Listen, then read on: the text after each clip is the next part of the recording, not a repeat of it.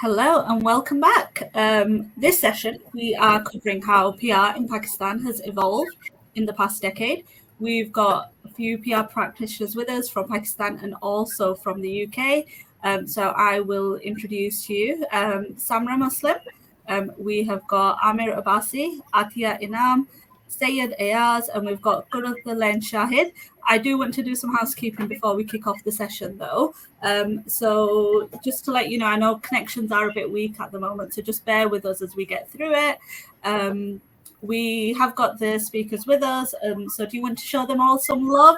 Some of them are a couple of hours ahead from us at the moment, so I think they're towards the end of their working day, whereas we're just before lunch, so shows your emojis and shows your love. We did talk about possibly doing this session in Urdu or Punjabi, but we realised that probably wouldn't be appropriate. And I think that would be a different conversation altogether. But if you are listening, hopefully we won't drop any of that in there, but you can press the CC button to turn on the subtitles, and then on the right-hand side, you can pop your questions into the Q&A. Don't forget to tweet your questions as well. So use the hashtag commsHERO. I'm really excited about this session. I mean, everybody knows I'm excited about this. If you've been following us on social, you know I've tweeted about it a number of times. So I am going to hand you over to Samra.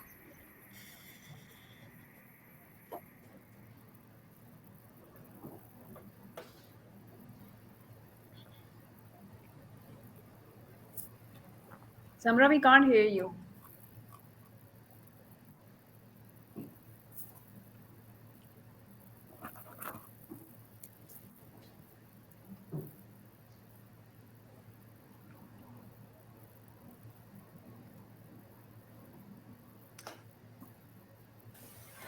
Hi, Samra. Sorry, it's Lee here. We can't hear you at the moment.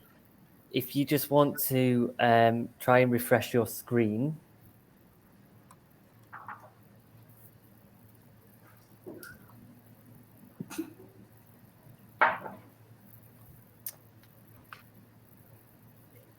If you try and unplug your headphones, maybe, see if that would work.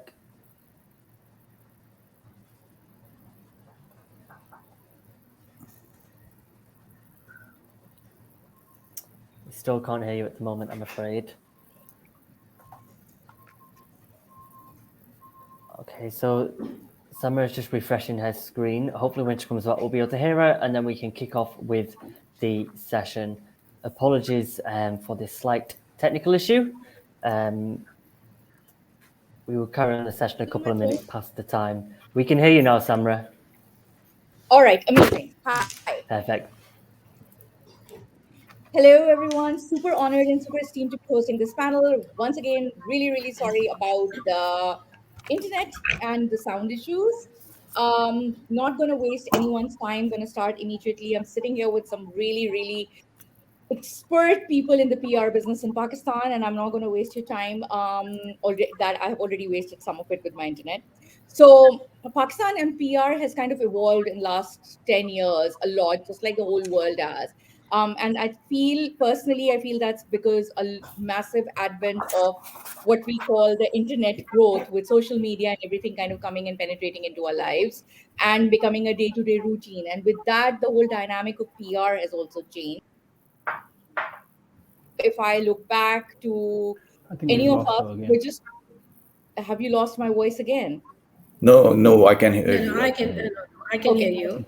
Yeah. So if I look back at 10 years ago and the times we did not have monsters like Instagram and Snapchat and TikTok and all these other things that are part of our daily lives. And I think all of this has changed the dynamic on how we do PR. And the value of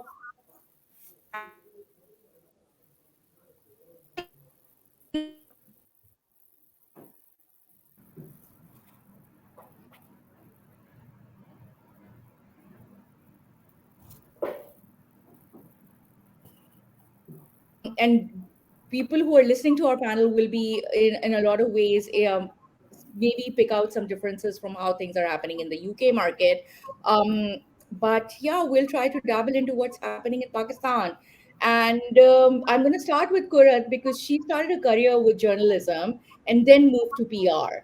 So given from a journalistic to PR transition, Qurat, tell me, how do you feel PR has evolved? Tell us all how you feel PR has evolved.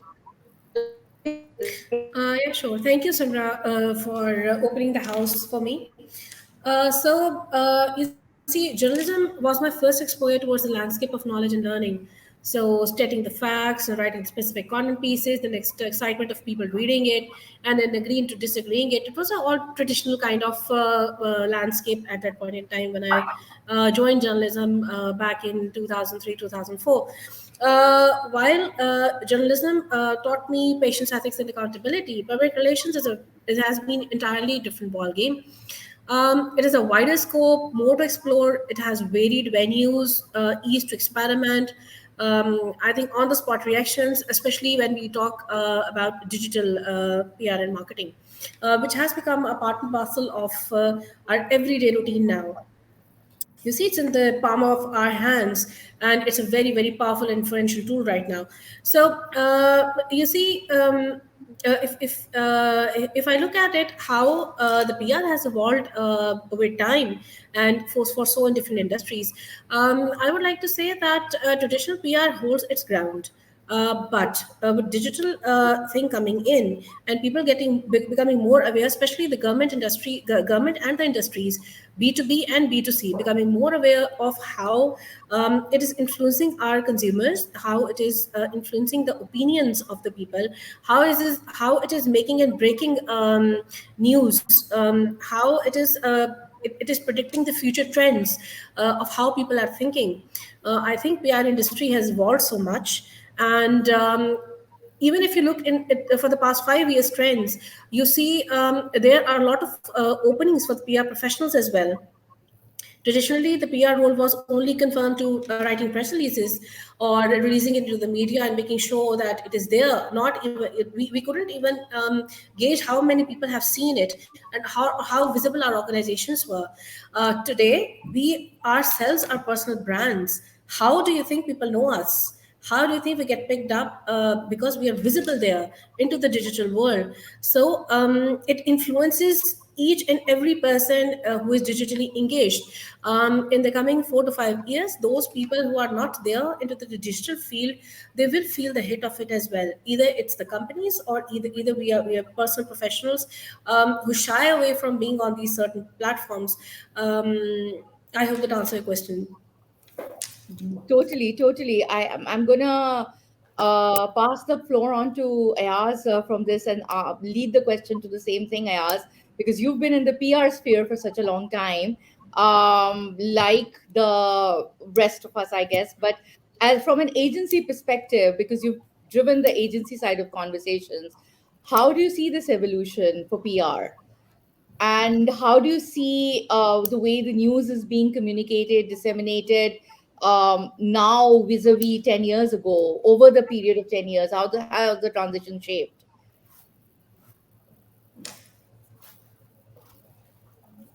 Unmute.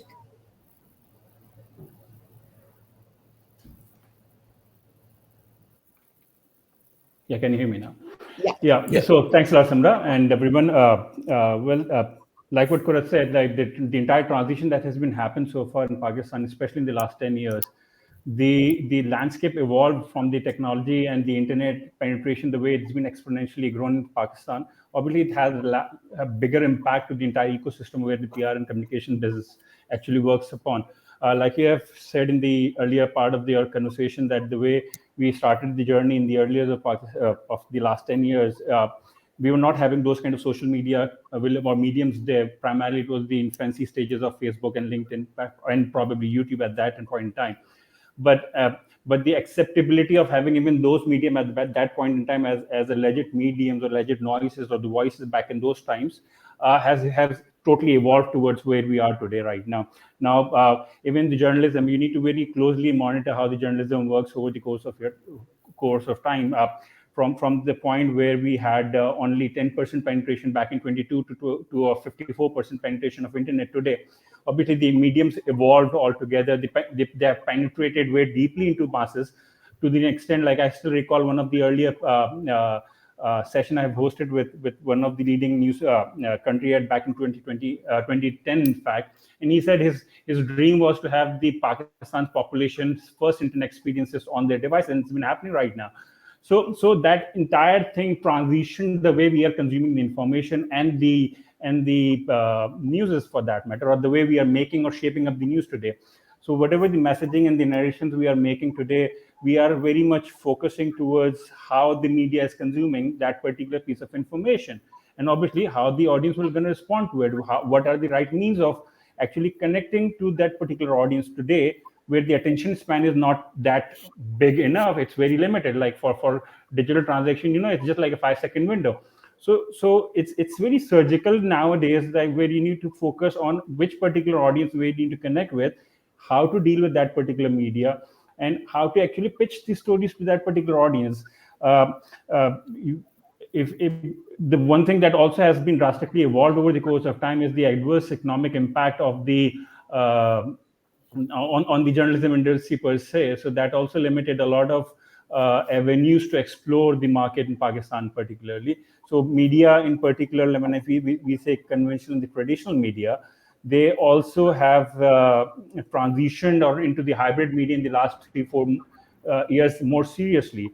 So we may not have that spaces on the conventional media to actually narrate our stories other than the press releases, but we are finding these new mediums that are evolving over the course of time, so we can have our say for the clients on those fronts as well. Yeah, So yeah, as we were, I think we were only having this discussion yesterday on one of the WhatsApp groups we are all in, about the power of Twitter. I think it was yesterday or day before, and how Twitter is being used in Pakistan for political PR, for corporate PR, and to drive narratives. I'm like, would you want to add something on that side of things as well, especially from your personal experience? Maybe some examples. yes. So obviously, see, it also have an impact of how we are actually consuming the data, the information per se. The attention span of holistically Pakistan population as of right now. In fact, if you assess the population right now, the median age is around 22. So these particular young audience have very limited receptiveness towards sitting at in front of a TV for lengthier hours and consuming the entire information. They want the news and the information on the go for it. And I think that actually helped Twitter to actually gel into the transition of young population's mindset. And then the language barrier is not there a problem there. So all the piece of information that has been transitioned into local markets, in Pakistan, people know they can be listened, they can be questioned. You can on in fact. Any potential crisis is now digital first crisis rather than the conventional media crisis, and then it's been transitioned and addressed accordingly. So Yeah. obviously Twitter has a lot to say in that, because it's impulsive, it's right there in your hand, it's happening in just spare of the moment. But I would also like to add here, Twitter is probably today, maybe tomorrow it may be TikTok, because you don't need to have that limitation type anymore. You can just record it, you can just press it, and then it will be all over the place. And the best part about what happened over the course of time, that these particular information on these mediums has been taken seriously by the conventional media. People are, so journalisms and the channels are sourcing those particular information as the real news, and eventually, which also create that imbalance between the fake news and the clickbaits, and how to actually shape your narrative in that particular stature of conversation, that you want to have your say in the right narrative, and the right narrative should go on to the right audience there. So it's in a very interesting phase, I would say, where we are today. And yes, it's no more a 9 to 5 thing that you can be taking a seats back. You are totally on your toes. You need to be very much on top of your game by having the right monitoring done from these particular avenues to see the conversation. Because if you don't monitor it on time, the snowball effect will gonna kill you right right any point in time, especially at the time of crisis. Yeah, that's true. It's not like, and just going to add into what you're saying, even from personal experience, it's like you need to be switched on, and you need to sort of log in regularly to all your, no matter how many listening tools you use now, you have to kind of log in and personally cross check who is saying what 3-4 times a day at multiple platforms. To, sorry, use an Urdu quote, इसने अब क्या कर दिया कहाँ पे, you know So that sort of a thing has to kind of be like a part of our PR universe, which I'm sorry, we just lost you.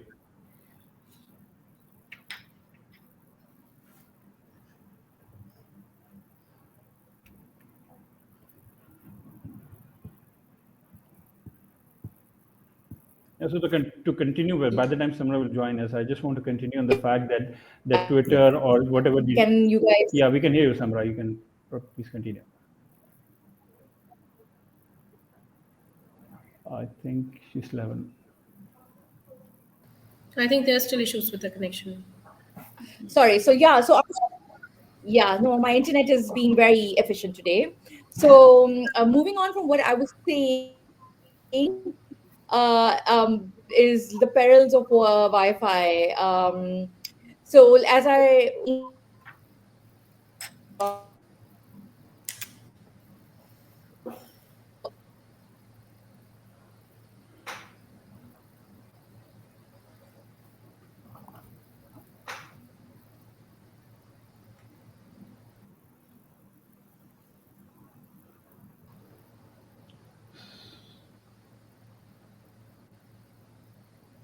I think I can't. on what's happening. Apologies, we can't seem I to can't hear hear her as well. Samra at the moment. If you guys just want to carry on the conversation, and we'll try and Yeah, get sure. Samra back on. Yeah, so I was what I was actually continuing with that particular stance that Twitter or Facebook or TikTok maybe today is very much a reality, and I think with the way we are progressing in this PR comms affair in Pakistan and everywhere in the world, the parallel narrative of noise versus voice is very much there in the business now. So we need to very much focus on the front, like how we actually proceed further with the narrative, and specifically which particular audience we want to connect with. With this, I would I don't know if Samra would able to continue with this, and Aamir, if you Yes. can. Yeah, So please, I'm back. Samra. I don't know if you guys can hear me. Sorry. Yeah. So I was going to pass the mic on to Aamir and ask him that, because I know he constantly keeps on telling us that he's not in Pakistan and he's not aware what's happening. But irrespective, I feel he is more has more eyes and pulse on what's happening in Pakistan than a lot of us living in Pakistan, because he's watching us, as I say. And Amir, tell me and tell us all, or tell all of us, what you see is happening in PR in Pakistan. How do you see the model evolving from an outsider's perspective as well? Because you're kind of connected, but not connected like maybe the rest of us on this panel are. And and I'm going to add a third leg to this question as well, in case my internet goes crazy again. Where do you see us moving forward? Any tips and tricks from the outside to inside for all of us to pick from you, given that you're sitting in a different market? So yeah, Amir. Yep. Thanks, Samra. Comparing it with 2010, I remember there used to be two or three PR agencies of repute, and the landscape for PR was very limited at that time. In the following years, so many PR agencies are there on horizon now, and the good thing was not that they just moved on from press releases and placement of interviews and all that. I saw some sort of specialization as well. Like I saw influencers PR, I saw freelancers and agencies managing influencers PR. I saw some of them doing the crisis communication, doing exclusively the crisis communication. So yes, more people walked in, more agencies walked in. On the client side, I saw many more organizations taking on the PR function.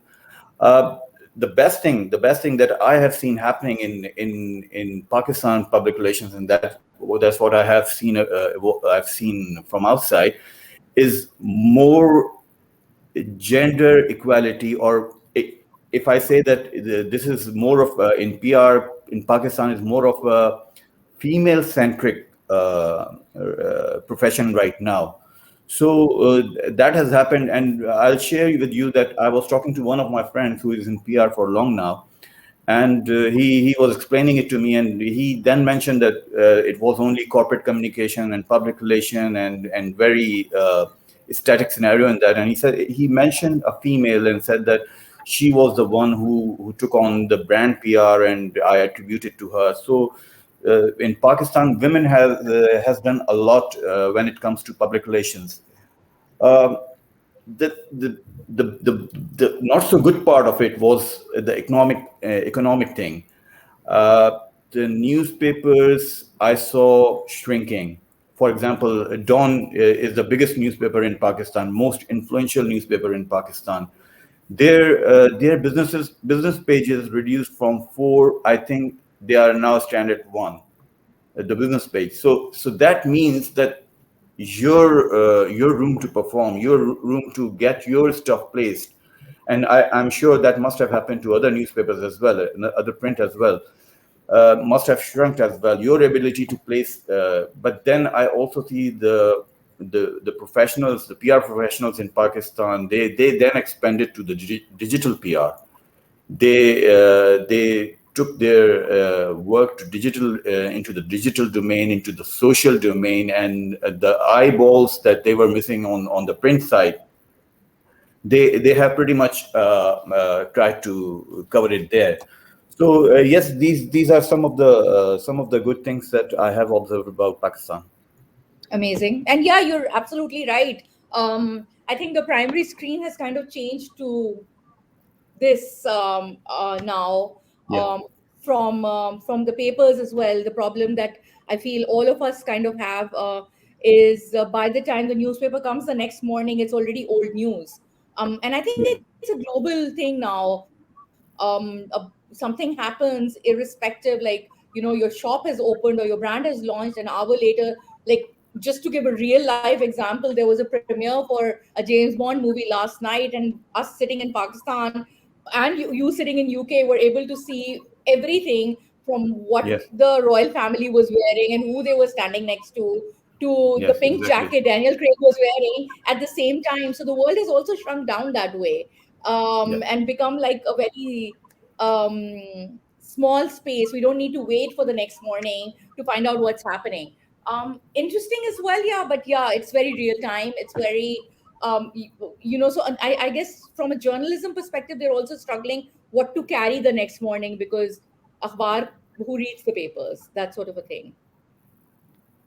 Sorry, so yeah, you were saying before I rudely interrupted you. Sorry, who was saying something? No, I was saying you were saying something. Me? Yeah, please carry No, on. no. I just finished speaking. I mean, that's what I have seen. As far as the future is concerned, I think there are 3-4 areas where I think we should, in Pakistan, should make move ahead. One is the measurement. If PR is not able to measure the work, it will be a problem for you people, because of advertising. They will take over you. So PR has to measure what they are doing. The other thing is SEOs. I can see many SEO professionals working in Pakistan, but public relations need to own SEOs. I mean, who can write better content which is oriented around key messages and keywords? If only PR people can do that. Who can win better backlinks than us? Nobody can do that. We are the ones who can win backlinks. So we should own that part of the. If agencies own that part, it will be great for them. Then the most important thing that I see and is the ethics. The ethics should become the buzzword. I don't mean that there is some unethical stuff going on, but at times clients ask us to do something which even they don't know that it's not falling in there. So in that domain, in Pakistan domain, the ethics should become a buzzword. Then comes the PR education. I mean, our community should pursue universities that they should be giving PR education. As they should it should be offered as masters as masters major, because even in the good universities that I saw, they are offering a course, and the course title reads like advertising and public relations, which is not a justification to the profession. The last thing is PR bodies. uh, we need to have in Pakistan really good PR bodies, functional PR bodies, bringing training programs, having their own stuff, like having a point of view on anything that is going on. If government is bringing a legislation, then they should be able to comment on that. So the PR body's role has to evolve, and they need to become more potent. So that's my side.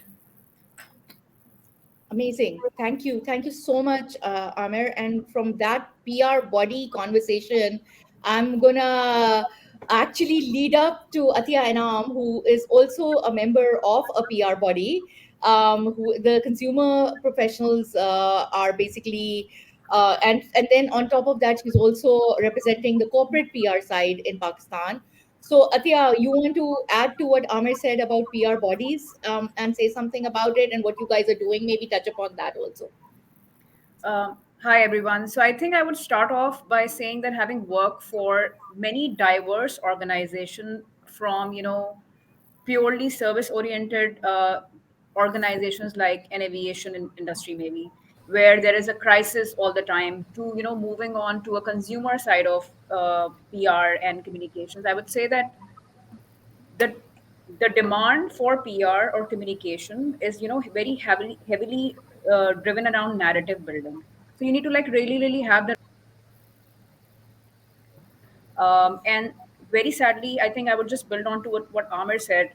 I think the right publishers or the right print organization or the right media houses who are very active during 2010 to 2015, they haven't really up their game to sort of be ready for the digital era that we are in, where everything is going digital, and you need to be like really fast with the way you break news, or sort of engage with your consumers and masses.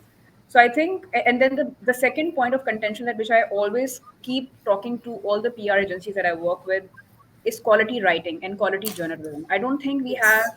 good quality content being produced by a journalist, and PR True. practitioners. I think that's something that we need to really True. work on, because our narrative is very weak at times, and sometimes the onus falls on being a corporate, being consumer and a client. I would say the onus falls on the organization to sort of come up with the narrative that they want to drive at times. So that's a very touchy subject for some of the organizations like us, like having the right partner who can produce quality content, because content is king. And if you want to be relevant into the lives of the consumers that you want to touch, you need to really have good quality content, not only visually, but also in the way you write and tell your stories.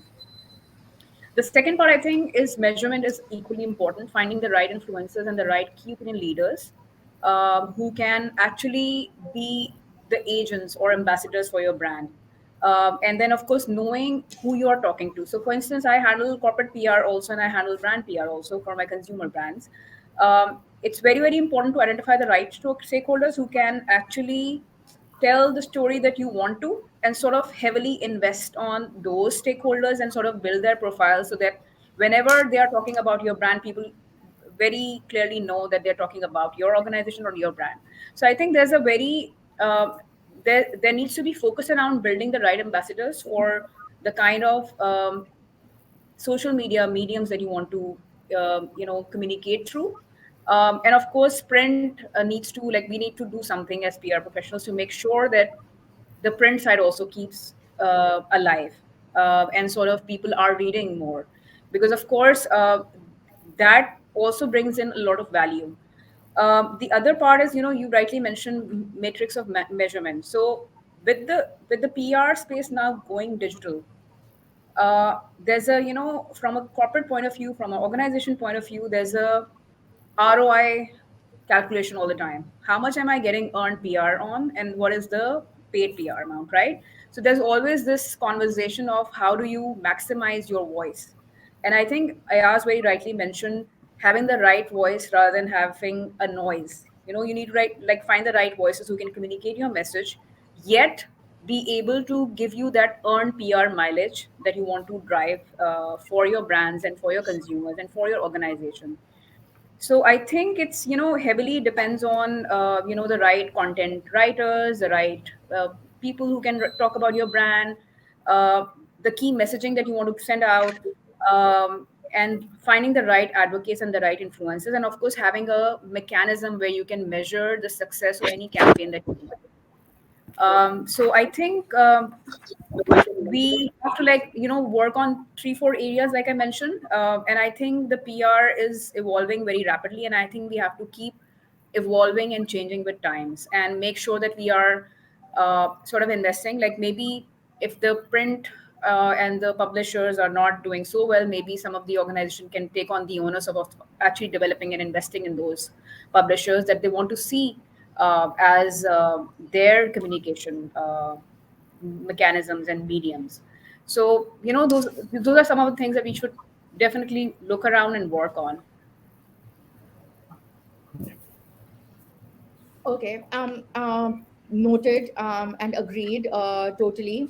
I'm gonna ask Can I just sort add of one more one small sure, sure, comment to please, this? please. Yeah. So Yeah, yeah. and I think there has to be a way. So we work with a lot of influencers these days, and I think Aamir also touched upon the conventional PR agencies that were there. Then we have seen with the advent of these digital agencies who handle your social media pages, who have started doing digital PR, and then we have other hybrid digital PR agencies who are also managing talent, like well-paid actors who have good influencers on board and sort of provide a hybrid solution on digital medium. I think there has to be a way to regulate influencers, because I think some of the brands pay overly more, and there's no way to assess if an influencer is right, commanding the right um, cost or the right amount for the it needs to be regulated. I think influencers in Pakistan, there should be a way to regulate them. Yes, we have a lot of tools that are in Pakistan which offer us insights into evaluating if we are getting the right engagement. But I think there has to be a way to regulate and sort of set the pricing for these influencers, because some of the companies pay a lot and some of the companies don't have those kind of budgets. So I think over time there needs to be a centralized body which sort of help us, organizations and clients, into assessing and ascertaining the right amount that needs to be paid to a certain influencer if they are driving the right engagement and reach for your brands. So influencer marketing and influencer communication in itself, I feel, has become like a whole new element, that but not just from a pricing point of view, but from a management point of view, also needs to be tackled. And that's why, coming back to sort of honing into what Amir said, that 5 years or 10 years specialist agencies who kind of specialize in just either influencer PR, or who specialize in only lifestyle PR, or who specialize only in advocacy. So now there are people who are literally taking up these small pockets of areas instead of the holistic PR space, and just specializing in that one particular area. And that's a massive change that I think over the last, not 10 years, I'd say in the last 3 years, Pakistan has seen pick up so much. And yes, because you helm brand PR as well, and you, Attiyah, you kind of see it really up close and personal how this kind of is impacting from your corporate perspective. But holistically, from a PR perspective, and I'm gonna sort of circle back in, and I'm gonna,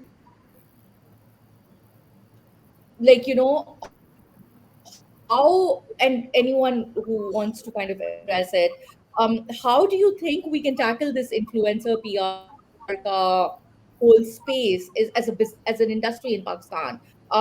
Because I think at some point or another, somehow it it's taking a bigger space than it was like print was taking, because even journalists are now becoming influencers. So it's kind of like the lines are getting divided, blurred to the point, and I don't know how it is outside Pakistan, but it is an elephant that we're all trying to kind of understand at the moment. So I'm going to throw this question at the floor, that asking I you think it all that how do you all depends on feel? monetizing, like the way YouTube has been able to monetize influencers, YouTubers who get paid a certain amount if they reach a certain um, number of influencers on YouTube. So I think there needs to be a way that we can probably monetize all social media platforms and see how an influencer is leveraging that platform to reach the consumers and masses that they want to reach. So maybe that's one way to look at it. And I would just wait for others to chip in and say one. Yeah, no, I just want to add here one fact is like what Attiyah said, like it's Yeah, more of please. a conversation amongst the brand and the respective teams how to justify whatever the investment we are doing, right? Yeah, so primarily even selecting a medium or selecting an influencer here, I think it should be the narrative within the system should be now about rather than having return on investment or keep performance indicators, should be more on the objective that we wanted to maybe the return on of objective, what should be the main highlights of the game would be like what kind of objective we need to achieve, who are the right audience, and then what are the synergies you can create in mid. Investing in influences one way of doing and going about it. Now obviously it's an emerging medium, we already have this fair understanding that it's going to take its time to shape up, but at the same time you also need to focus about what are the parallel means, like what Attiyah said, you don't have money to spend all the time, and at a certain point in time, like what you've said, like the journalists are playing that influential role in narrating your story to a particular audience in the right way. So I personally believe that the way we should do or spend our time on the drawing boards and in channelizing what needs to be achieved after whatever the exercise we need to do with the engagements of any a stakeholder. So be it like maybe a celebrity influencer, and at times it be a stakeholder within a reform or regulatory affair who need to be involved at certain capacity to actually understand or probably bridge something in between. So obviously, like what Aamir said, the lines of ethics needs to be very much cleared out in terms of channelizing how we need to achieve those particular objectives, and how we can shape this whole narrative as a stepping stone from this point onward, like where from this point we can actually No, I go in think a particular Ayaz has time lost his element. connection. Yeah, Qurat, do you want to say something? I can hear you guys. Samra, can you still hear me? Yeah, I Yes. can. We can. Yeah. Yeah, we can Can still you guys know. hear me? Yeah, Can yeah. you guys hear? Yes, go We ahead, Kurat. Yeah. go ahead, Qurat.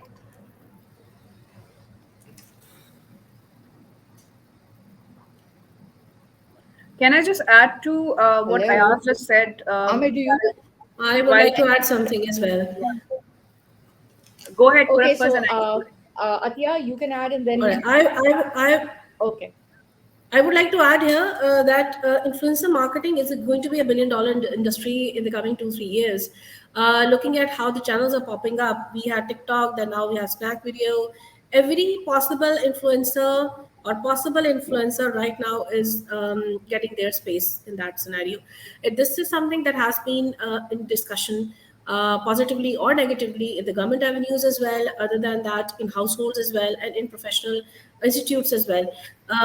Especially in B2C market, its value is more than B2B markets. Since I've worked in both markets, so I can tell that in B2B market, maybe it's not something that we want to go on the board, but in B2C market specifically, you need these influencers in the coming times because they are cheaper than the overall advertising budgets that are required for TVCs, and also for outdoor advertisements. Plus, these specific influencers, if you sift through them and you target somebody who is actually talking about your brand or somebody that you can use and realize according to the campaign that you have in mind right now, their penetration is in any case more than the things you're showing on the TV, because people have been shifting from the traditional viewing on television or YouTube channels as well. If you, I'll quote an example of this Food Panda right now.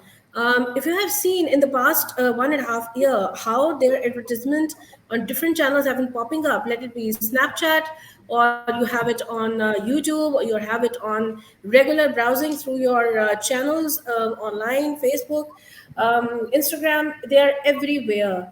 And they're targeting it very precisely. They have influencer marketing in the form of people who you know by face, like the big stars that they're featuring in. Then they have short little videos that are going on. You cannot shy away from this industry by putting them in a silo. Yes, but there has to be a regularity on authority that should take it as a professional industry that has been created while we were looking at other channels, big banners like Facebook and YouTube and Instagram and LinkedIn. These are the only four channels that we were working with if we see the past 20 years. This is something which is new. This is which the millennials are Okay, going so for. This is I something that you cannot shy away. So there has to be a regularity okay, so authority or now, something like Aamir said. Um, yes, Samra. sorry, so I'm gonna, yeah, sorry. Yes, So Samra. I think we're on the last 5 minutes of our session, if I'm not wrong. So we'll have to keep it really, really quick because I have two more questions that I would want to throw to this panel. One is a question from Nafisa. She's asked that how has PR formalized in the past decade, training, regulation, etc. What needs to be done, and how can people entering the industry be supported? Whoever wants to take this question, please let me know.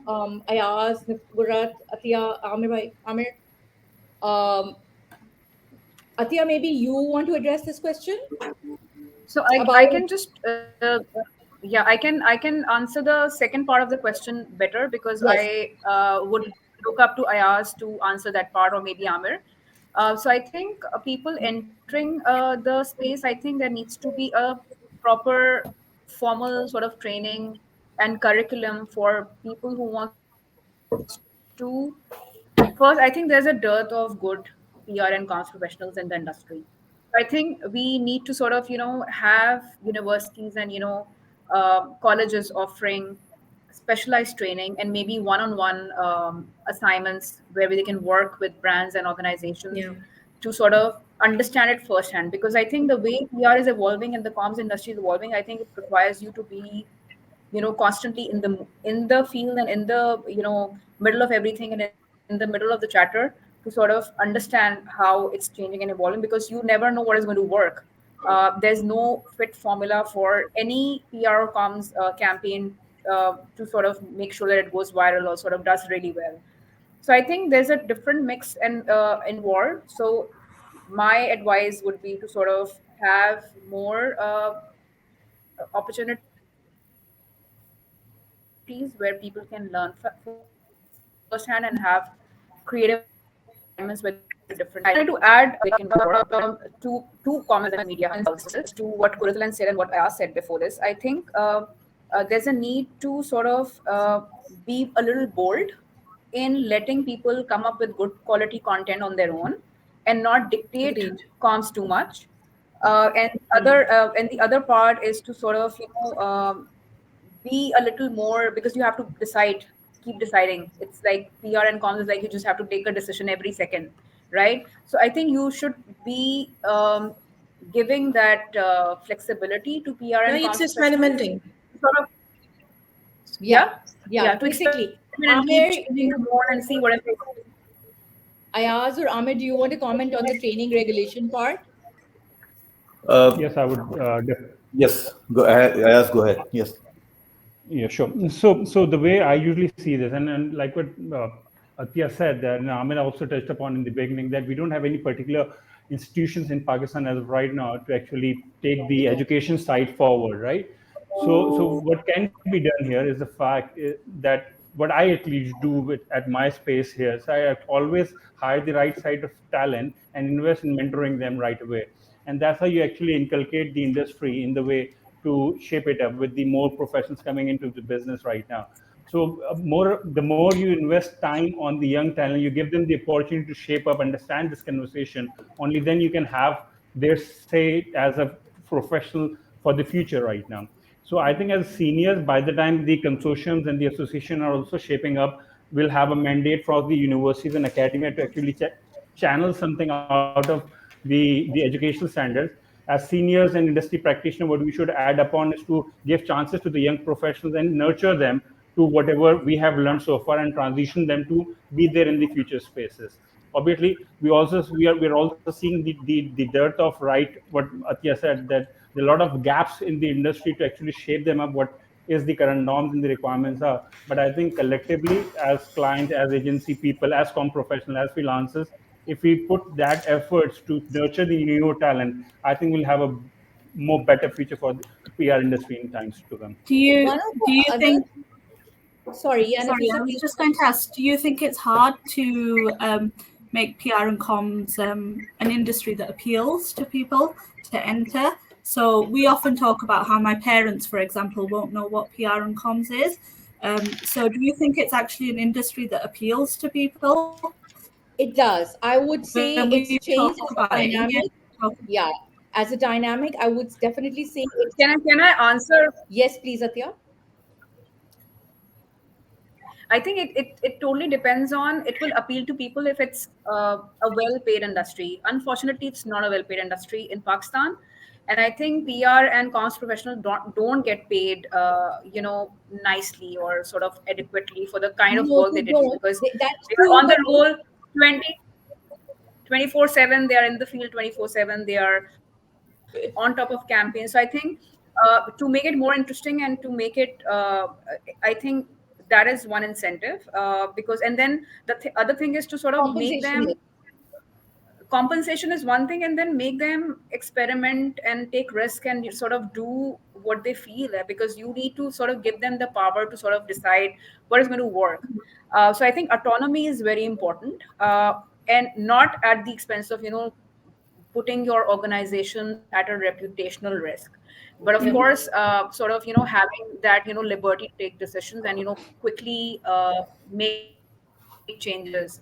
So I think those are the two key elements, I think, that can attract people to try it more. And I think there are, from the corporate side, I think I only know 50 or 60 individuals who are comms professionals in They're very reputable few. companies. The other Very thing is few. there's Very a few. Again, very, because again, correct yeah, me if I'm wrong.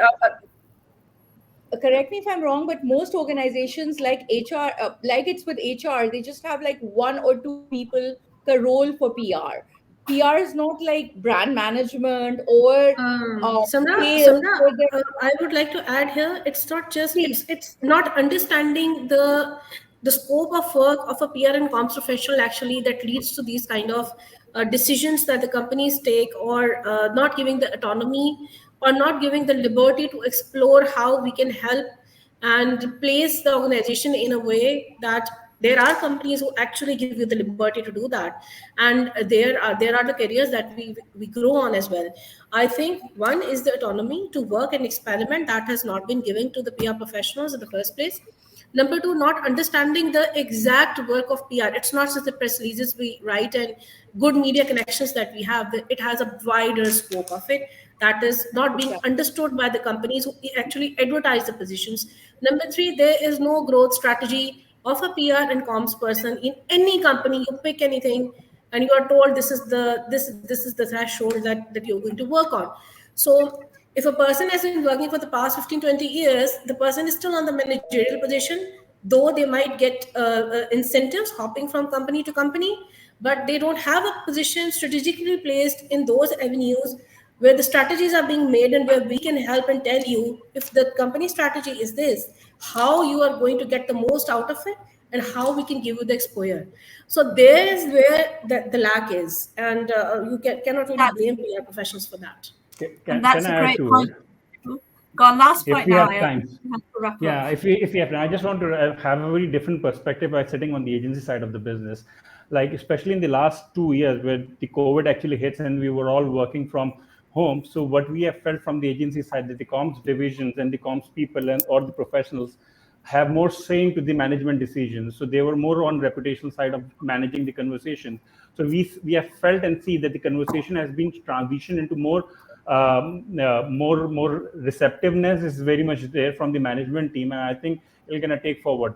A lot needs to be done from our side, but obviously, I think the way it's been growing further, we will have more say in the management position. Automatically, it's going to have the right impact on the career progressions of the career PR professional in the particular space we are talking about.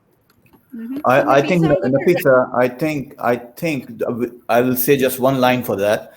Who owns the profession? Who owns the profession in that market?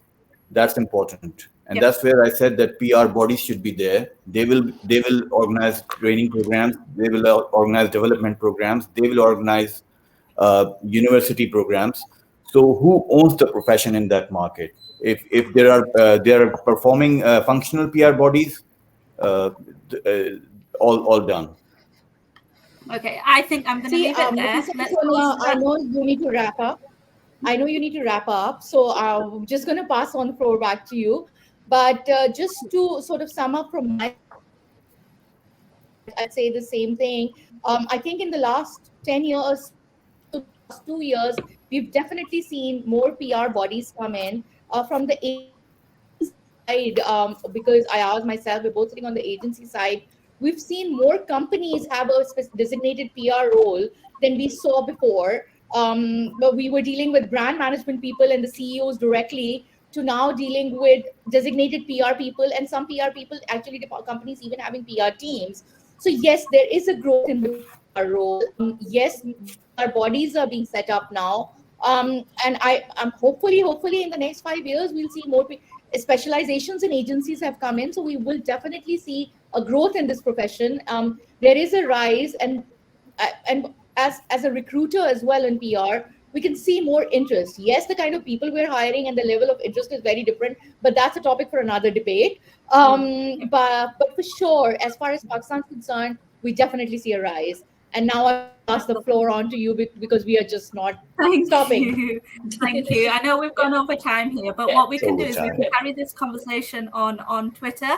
So I know I've got lots of questions. So are you guys okay to stick around, follow the hashtag, and answer any questions there? Yeah. Yes. For sure. So thank you, Thank you, everybody, sir. for listening to that. Thank That you. was Thanks an again, everyone at amazing commsHERO, for session. hosting us. Thanks a lot. Thank you. Thank you. Thank you. Thank you. Yeah, Bye. thank you, everybody. Let's give them a round of applause, everybody. That was amazing. Thank you.